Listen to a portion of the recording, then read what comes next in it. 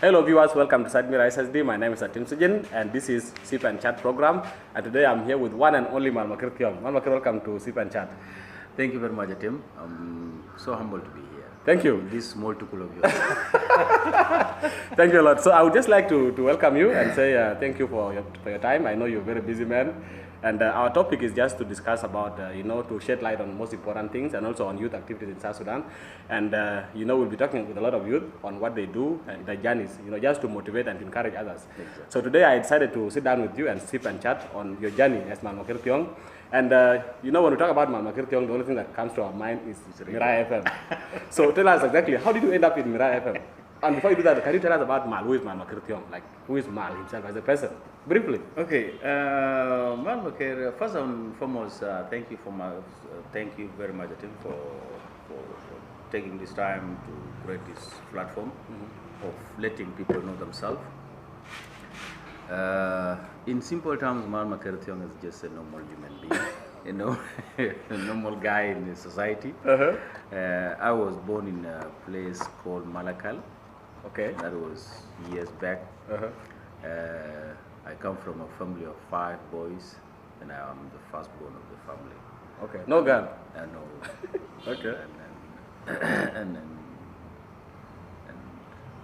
I come from a society that is very confined, very conservative, and you learn very well. So it's what you do that makes you who you are. Yes. My father was a teacher, my mom is a teacher, and they both brought us up. My mom also once was your teacher. Yeah, at nursery, Kakuma. Exactly. so it's not an easy to be brought up by teachers because both of them are always tough. Very strict, very strict. Like your mother can testify, she's a very strict woman. She's very strict. Yeah. So that is who I am. Okay. So Maal Maker, I knew you back in the days in Kakuma. We grew up together. We did a lot of childhood things together. But then when you came to Juba and I came after you, the first thing I noted was your voice on Miraya FM. And I was like, this is Maal Maker Thiong. And then you said, this is Maal Maker Thiong, the man who sleeps with one eye open. So can you tell us, how did you end up at Miraya FM? When did you come to Juba and then what took you to Miraya? In Kakuma, I started my primary school in one of the schools in Kenya, well-known school that was a boarding school called Kakuma Red Zone. And I finished very well in primary school. I went to high school. Then my dad was like, you can't be far from where I am.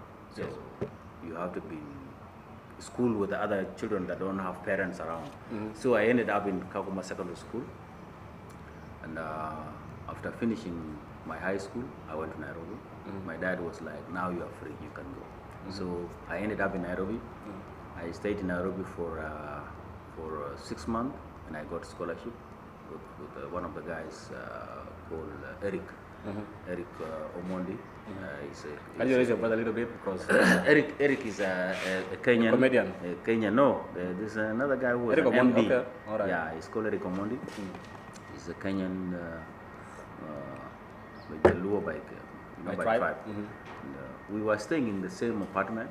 Then he was like, what do you feel like doing? I was like, really, I just felt like I want to be a journalist. He was like, okay.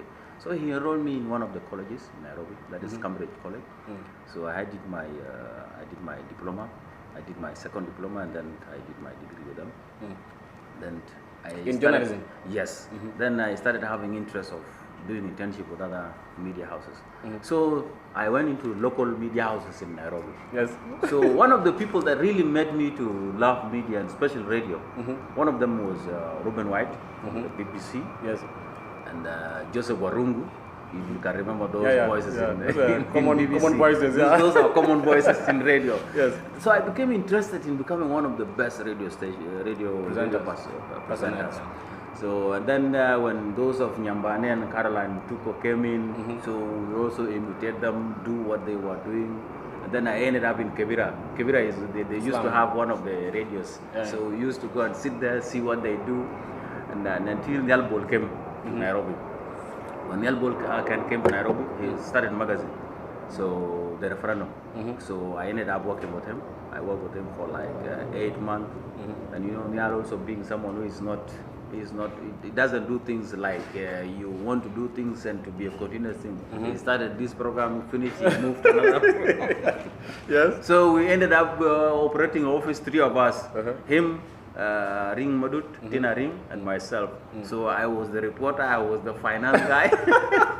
So when we get money, we put them on the table, we divide, we end up going home. Tomorrow we start again. Yeah. So in 2005, after crisis of crashing of Dr. John Garang, and then I was like, now maybe this is the end of the whole journey, because people were like, everyone gave up. So we thought that was the end of the journey. But unfortunately, there was an advertisement by the United Nations. So we applied. We were 19 of us. We all applied, and we went for interview in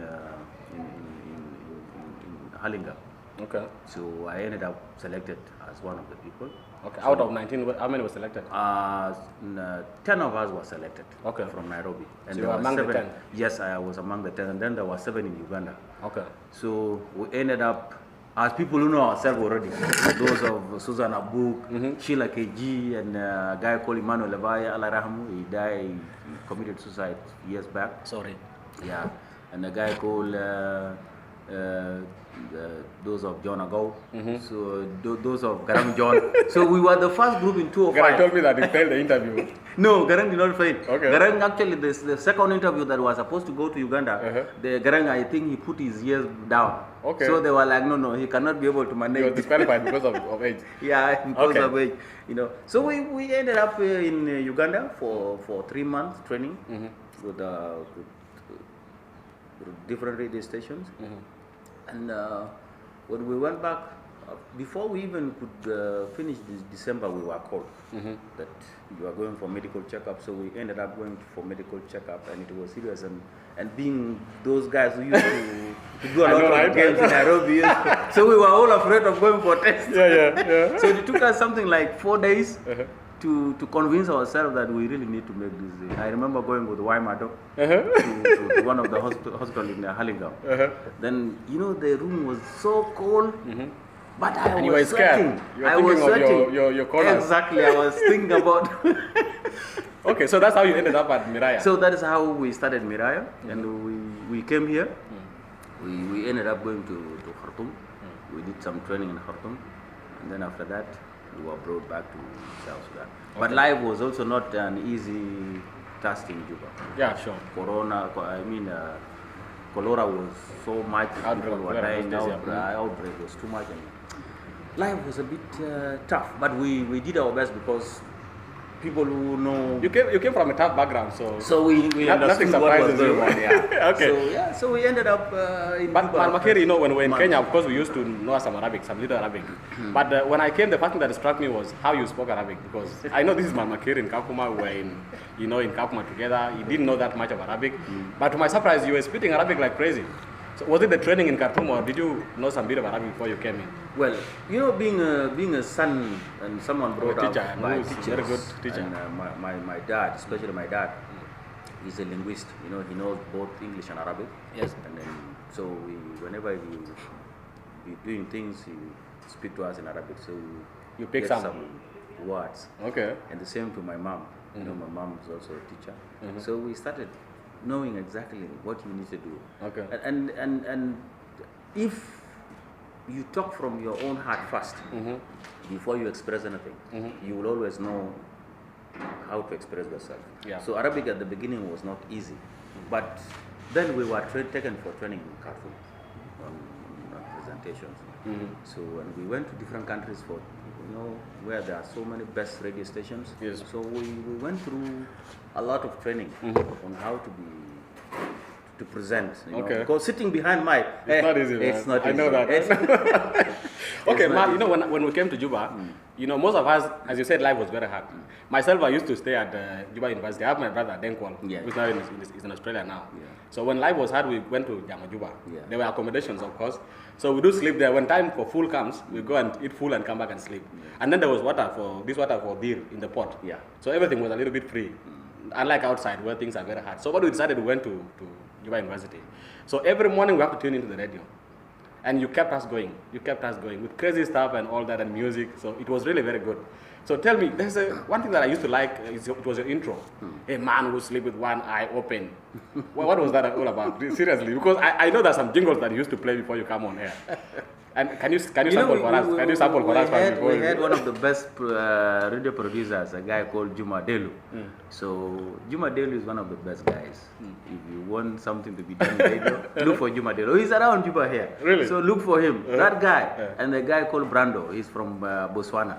Those guys, if they sit behind production, you will just feel like you just need to sit behind the mic and talk the whole 7 days without going to do anything. Okay. So that jingle, you know, to capture the attention of both the young, the old, you know, they sat, they wrote a script, then they called me like, read through the script. So I went through the script. I was like, okay, let's try it. So how was it? Can you give us a sample? Give us a sample, man.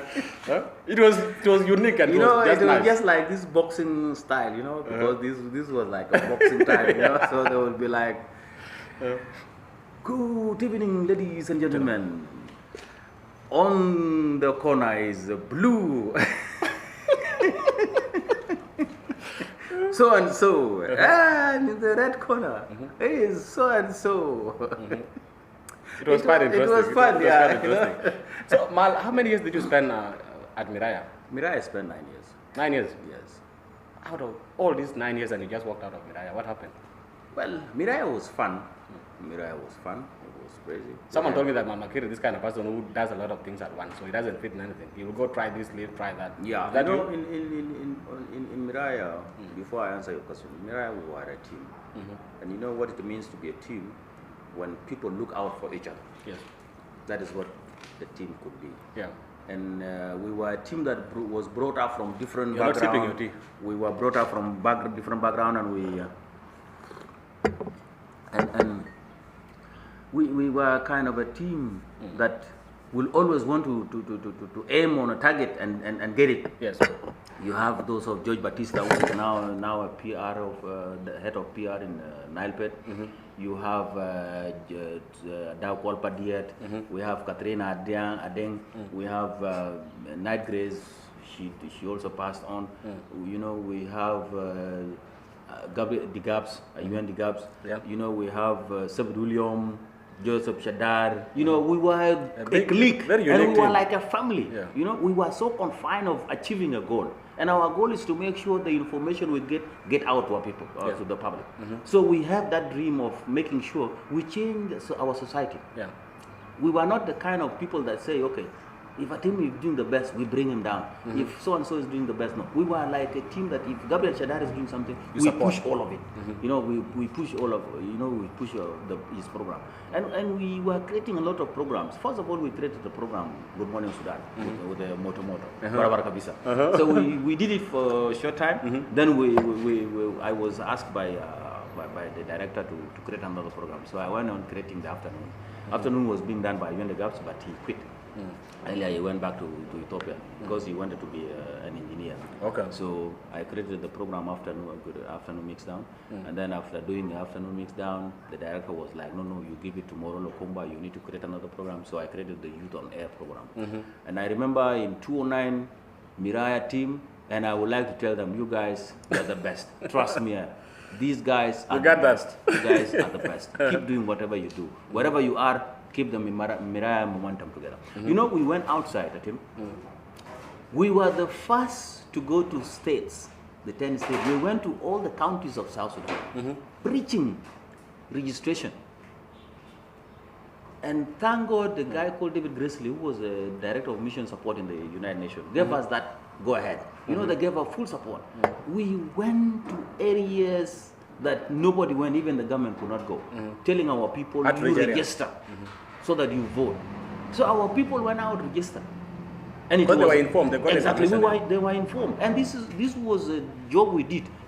The team that went out first was myself, James Oisa, Moro Lokombo, you know, and Sebit was in the base. So Sebit would call. You're coordinating with Sebit. Exactly. So the work was so nice. We were like, you know, we owned South Sudan ourselves, and we were doing everything together. So then what happened? Registration went perfect, voting went perfect, and here South Sudan is. So what made you leave Miraya FM? That's the Well, after working with Miraya, you know, I became the vice president of national staff. So in the whole country, it wasn't easy. You have to protect the national interest. You have to protect the interest of your. You will not dodge me. I'm also a journalist. Go ahead. You're coming there. I'm not going to dodge you. I will tell you the truth. You know. So I ended up trying to protect my own colleague. Because there were times that international staff would always mistreat the staff. So I would always come in, be it by talking, is it physical, I will end up doing everything. So I was like, yes, it was true. I used to be everywhere because my motives in life is, I always feel like everything must always be perfect. Yes. You know, that is me. You know, if something is not done right, I always feel bad and I always feel guilty. We should always feel like, I always feel like we should do things. If those things are in our hands, we must make sure we do it perfect. Okay. Perfection is always my motto. So I felt like all the staff are equal. Either you are regardless of being international or national. Exactly. Yeah. So treatment of the staff was always my priority as the national staff president, the vice president. So Juma Khamsin would always delegate work to me. Yes. So when I used to work at night, I would go around after playing some playlist, move around to see the security guys, are they being mistreated? Because some international staff would come at night with ladies, wanted to let them to enter in. And in the UN compound, there were rules. Yes. By 11, nobody should come Curfew. in. So whenever the local staff try to talk to them, they would always try to be very aggressive. Yes. So I would always chip in to protect them because these are my own guys. So if anything happened to a South Sudanese, I would not feel good, and I'm someone who's representing them. So I ended up beating white guy. Why did you beat him? What happened? You know, he was a colleague of us within the PIO. You know, that is the Public Information Office. So the guy used to be very aggressive. He's a bit very old somehow. But you know, this Asian treatment of trying whenever you're a black person, they always see you like you are not important. So one day there was a complaint from General Tito, then IGP, that UN vehicles are always full, people standing in the vehicle. So the best thing is the complaint came to the UN. And the UN guys brought the complaint to our office. So Juma Khamsin was like, okay, you handle this too. So one time, and we used to like to chopper, you know. I know very well those days. So we went behind the UN compound. We were with the Marum Ladulameling. So we went, took some heavy metals in our stomach. So we came back. It was around 4 people were going home. So when we were trying to organize our colleagues and the staff, a guy came and he parked in front of the bus. The gate is very small, that is the entry. So the other buses were supposed to go out. We tried to tell him, he became agitated. And he started harassing me.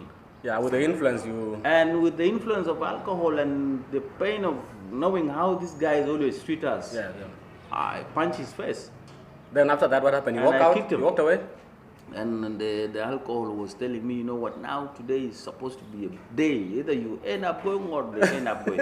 So I went through a lot of investigation. I was suspended, you know. So I went to board. I stayed there for like 3 months. They called me back.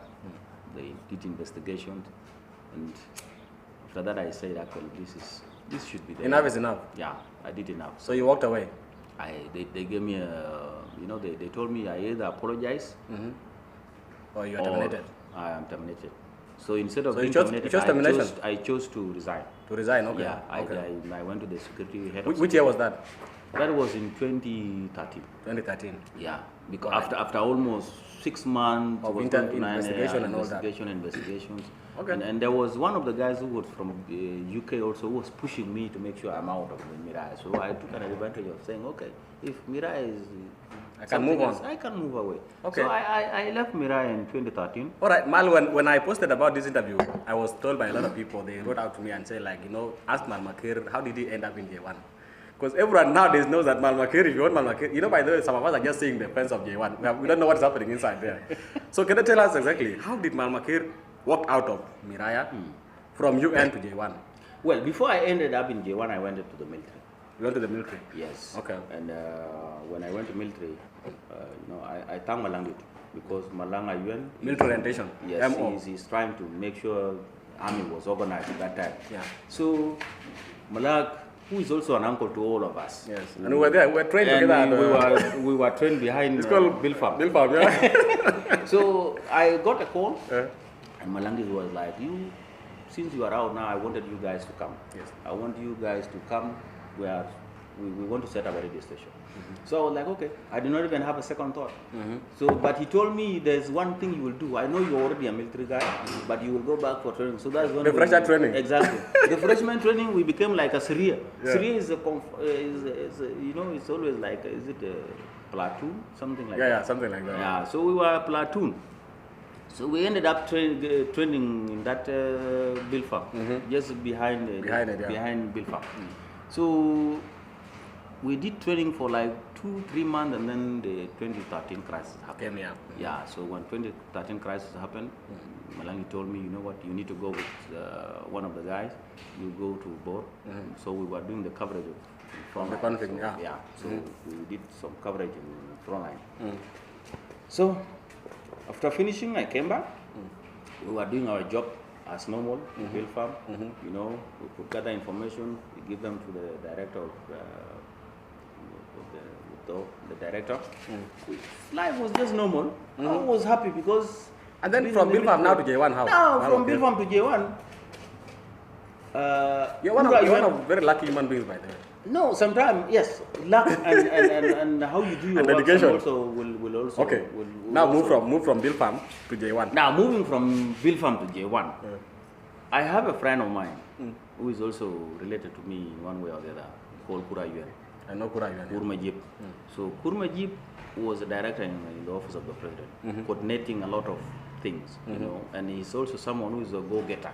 Yes. So Kur will always fight to make sure that there's something good being done for the office of the president. So they were fighting to make sure the image of the presidency is worked on, whereby information goes to the public. Yes. People need to know what is happening in the presidency, you know, giving right information to the public. So Kur recommended me to Mayan Wall. Mayan Wall is someone we have never met and I don't even know him. So Mayan Wall went and accepted me because he was like, okay, knowing my background. It's a common voice in the radio, yeah, and popular. they saw my CV, they were fine. like, okay, with my documents, they were like, okay, beautiful. So I ended up being recruited in the presidency. And before recruitment, I went through a thorough security check. Yes, to make sure at least this is the highest office in the country, bro. Exactly, not like currently. This is the highest office in the country. Just walk in and walk out, yeah. And that time it was perfect. So I ended up in J1, and then specifically to the Directorate of Communications. So our job in that directorate was to create programs for the presidency.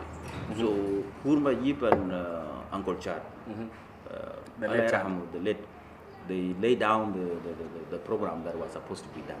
So we went ahead and did a lot of programs together. So first we created a magazine for the presidency, whereby all activities of the presidency were printed and given out to the public to know the daily activities of the president. Because president is not just seated in the office. Yes. He is also planning ahead of the public. So I ended up doing some of those things. You know, we write the articles, edit them, send them out. And then Kur created a program that we need to have a TV show for the presidency. So I ended up designing the program and creating the program. So we used to have a program called Face the Nation, whereby we call the public, we sit, and then mine was just to moderate. Okay. Yeah. Just like a panel. It was just like a panel, but it was not just a panel. The public also was encouraged to be asking.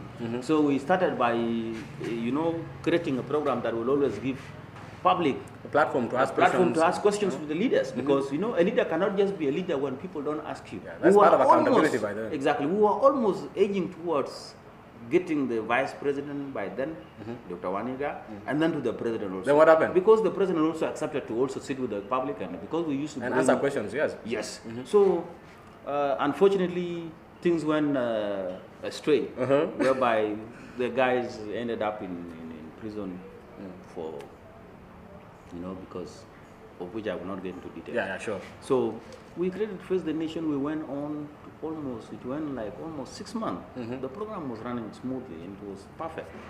But when unfortunate things happened, those of who ended up in prison because they were implicated in some things, the program stopped. And the reason I stopped the program, we were also trying to have the conflict of interest with some stakeholders within the program. Who took over. They were like, no, they need to control it. I was like, no. Anything to do with money is always a problem. So I was like, no. I pull out. Because so it just died like that? Yeah, so it just went off like that. And then Maal Maker now in J1. Where next? Where did you, because I'm also informed that Maal Maker is no longer in J1 now. By the way, dear viewers, this is one of the most luckiest guys, because your journey from UN to J1 to Build Farm Fast to J1 is quite impressive, and with a lot of achievement that you've done along the way. So this is really very, very, very impressive. But now, what is next? What is on the table? Well, now, before, presidency divided into two. There is executive and there's just the president, which is office of the minister. So I was in the minister's office, of which that was the director of communication within the presidency. So I used to do something after these issues. Attorney is is in a different section. What he held is not a department; it's a section. So that is like the press unit. Press unit, okay. Yeah. So before I went to press unit to become his photographer, and I was actually dealing with the social media on my own. So most of the meetings, postings and everything. Exactly. Most of the meetings that were being done were not being posted. So I created a platform within my wall from outside. So I used to, like, if the meetings are done, I would ask a guy called Garang, he died also. I would ask Garang, send me the photos, then give me the tips of what was the meeting all about, who are meeting with who. So when the president is meeting, maybe like the vice president, who will always know those are issues to do with current political affairs and the developmental issues of the country. So I would sit down, do my own creativity of writing what is happening. Because, to do a PR for the president, you must be ahead of the president. Yes. Not in terms of being a leader or in terms of being what, but making sure your creativity, your information that you will give out must always be the same as one that was supposed to be given by the president. Exactly. Only that he did not have time to go and talk to people. Yeah, sure. So what you do is to make sure you give people something they want to hear, but you make sure you don't also implicate the president. Yes. Or maybe the leader you are reporting for. You create something that will make the public feel like, okay, so-and-so is doing something good for us. Yes. So I would sit, write a script, post it on my wall. So one time a Thiong called me. I went to his office. He was like, okay, now instead of writing from outside, I want you to create something. I was like, okay, I'll do it. Then he wrote a letter to the director of communication. That is when I ended up in executive, which is the president's office now. Okay. So we created, I started making from inside. I remember, I hope you remember that. Yes. From inside. Yes. So writing all those things, what is happening, the meetings of the president. So the public became aware of what the president is doing. Yes. And that is the linkage that people are missing. Yeah. Because if public don't know what their leader is doing, then they don't know if they really have a leader or not. Yeah. So we created and it went on well until 2016 crisis happened. But after 2016 crisis, things went normal and we continued doing that. Then one time I went to Mayik, because Mayik is my friend. He's my best friend. We have known ourselves before even we ended up in the presidency. We have a long way. And I've been hosting Mayik also. That is how Mayik came up. At Miraya? At Miraya. We created a program. Every Wednesday Mayik has a time slot, talking to the youth about creativity, what they should be doing about their life. So Mayik was like, he became a presenter. Yeah, so we became good friends. So one time Mayik was like, can you be able to create social media platform for the presidency? I was like, okay. So we went on, I created a Twitter account, we created a Facebook account for the president, and then he was like, okay, you now keep them on hold until we consult with your boss, who was my boss by then at time, and then we sit together and see what to be done. So I was like, okay, but those things never materialized. So I stopped because I am someone who will not want to venture into something if I am not given go ahead. Yes. Because I have one thing. You know, I am a short-tempered person. My temper is bad. And if I react... I've never seen that. No, yeah, that's why you see me, I always try to be... Be nice and smile and all that. Yes, I just always want to pretend to make sure that... Avoid issues. That anger is not prompted. That anger is not prompted to come up. Because if it comes up, I react bad. Okay. You know, and that's what I try to always... Avoid. And it's also not good for my health. Because, you know, such a reaction is not good. So, when we started having issues, it was not because we had issues with Atany. Personal, because I saw Atany is someone I respect. In terms of age, we are not age mates. And I am not going to be a politician, and I never dreamt to be a politician.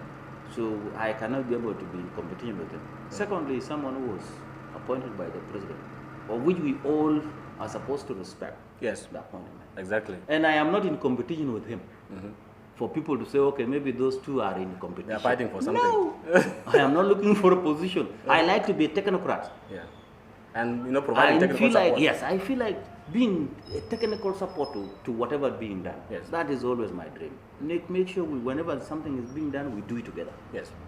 But just like to do something so that I'm known, no, that is not my dream. And that is not my aim in life. Okay. So after we have these issues, it became like a personal issue with him. So I was like, okay, let me just withdraw. So you withdrew? So I withdrew. Okay. Then the other things are administrative issues that we ended up. He wrote the letter that I hope it went to so many Public, people. yeah, it went public, Yeah. I was even surprised how did it go to the public because it was an administrative thing. He wrote it there, termination, which was that is a language collapse. You know, you can that is because he cannot terminate me in any sense. Yeah, he should actually wrote as he's taking me back to the communication because I was in communication and I was recruited. You were requested from communication, yes, so in case of anything, you will be taken back. Yeah, just be taken back, but he wrote termination. So are you back to communication now? I am back to communication full, but being in communication also there was nothing being done. We could come, sit behind the building, sip our tea, chat, talk. So where are you now? Where are you?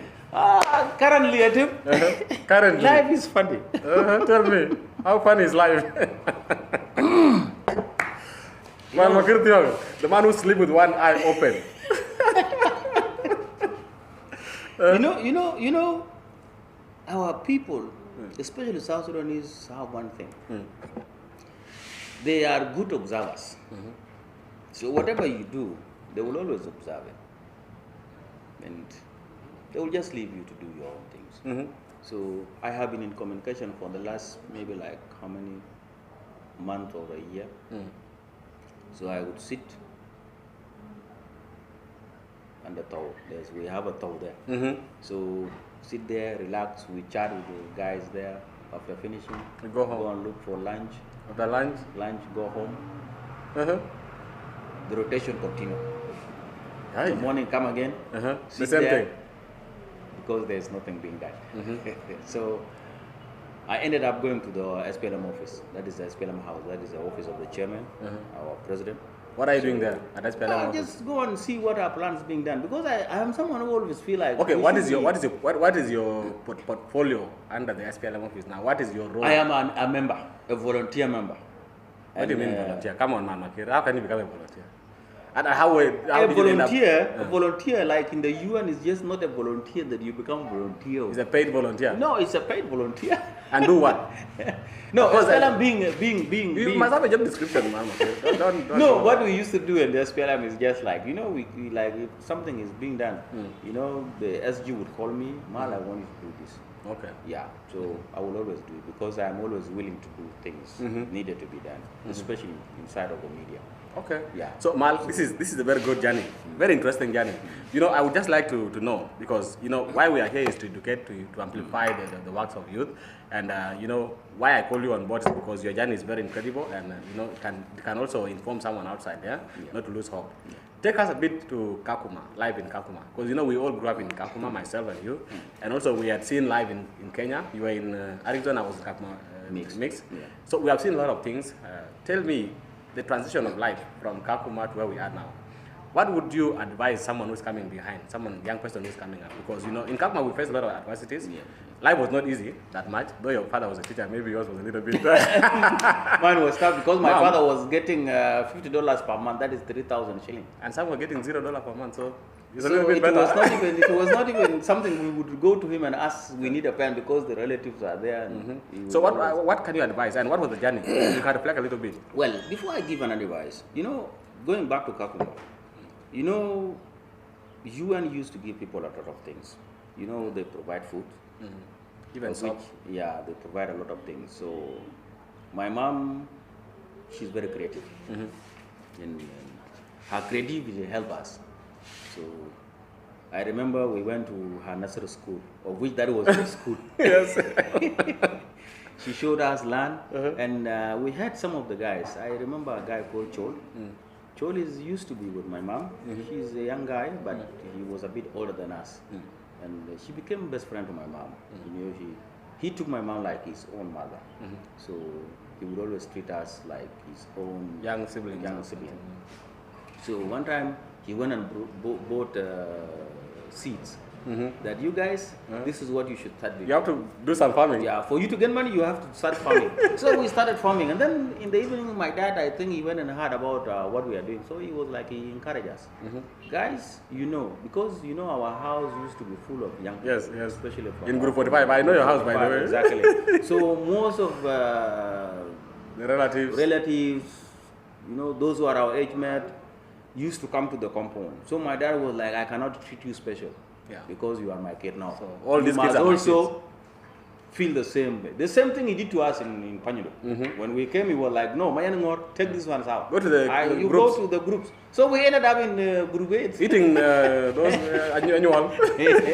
Becoming crooks in those groups. We could pass by seeing my dad doing his own things, but he was like, you guys, that is where you belong. This is where you belong. So in Kakuma, we ended up doing the same thing. Okay. We could farm and go and sell it to make money if we pay school fees.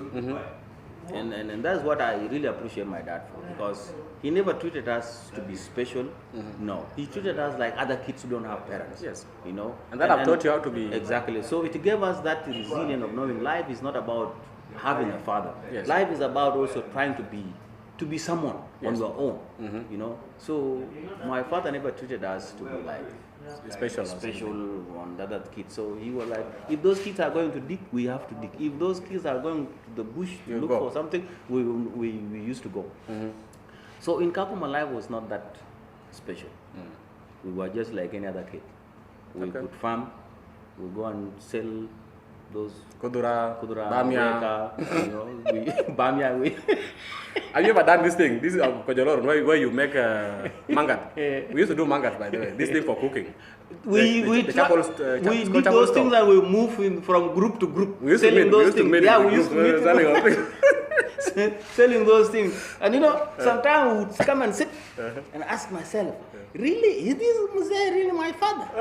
Why is he treating us as if we are not important in his compound? Yes, then you ended up crying. Then when you see kids also running, you start forgetting and you start running like... Exactly. So that was interesting. What's your advice to some young people? Because now, Maal Maker, the life we have gone through is quite impressive and it has taught us a lot. I'm used to, Kakuma has built us to be who we are today. So, but the young kids now that are coming up, they don't know this suffering. They don't know how life has been. What's your advice to them? My advice, and especially to the young people, I'm seeing young people taking a different trends of life. People want to imitate what Americans are doing by becoming kind of crazy and doing things that are not actually. We never went through those things. Yes, I remember in 1998 when we used to wear those big T-shirts that were long from jeans, Congo, big jeans, and you look like a cartoon in a big cloth. I remember those things, but we did them in a short time. Yeah. I remember we did it for Christmas, and then in February all those things fade off, and people start struggling instead of buying those big clothes. My advice to the young people is, Come to them there. Always set your targets. And when you are setting your targets, always know what you need. If you want to buy a car, how do you buy a car? What is needed for you to buy a car? That must always be your target. So Know your instead target. of trying to pretend to cover up things or to do things that are not necessary for your own life and things will not stay, try to have targets. Set your own target. Say, okay, next month I need to have a car. So having a car is not a free thing. So what do I need to do? I don't need to steal money. I don't need to do any bad thing. So for you to have a clean money, you need to see if you have a land, start farming. If you don't have a land and you can be able to make charcoals, you go to the bush, cut down trees if necessary, make your own charcoals, bring them to the market. This is how you can be able to make money. And when you make money like that, you can be able to, to sustain yourself and you can buy a car. Okay. And also try to be friendly with people that are always giving you information. For example, when I came to Juba, there's no kind of car I have not driven. I started with Mercedes-Benz. I have driven all kind of cars around. But after all, what next? There was nothing. You drive a car there, you finish it. But building relation with public is always good. The kind of a car I drive now is a big one. It's something that can cost 50,000. By the way, it's Land Cruiser B8. Am I wrong?